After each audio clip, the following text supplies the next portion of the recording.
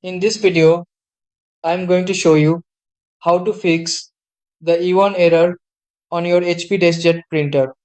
I'm demonstrating on a Deskjet 2810E, but this works for most Deskjet models including the 2600, 2700 and 2800 series. The E1 error simply means a paper size mismatch between what's in the printer and what you selected in the print settings. Important steps. 1.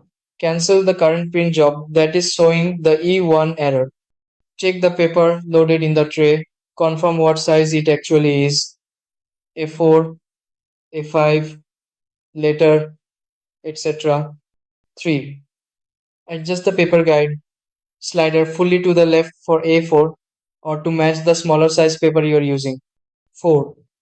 Make sure the paper stack is inserted, properly seated, flat, and at least one third of the page inside the feeder. 5. On your phone, computer, open the print settings for the same document. 6. Set the paper size in the settings to match the paper in the tray exactly. 7.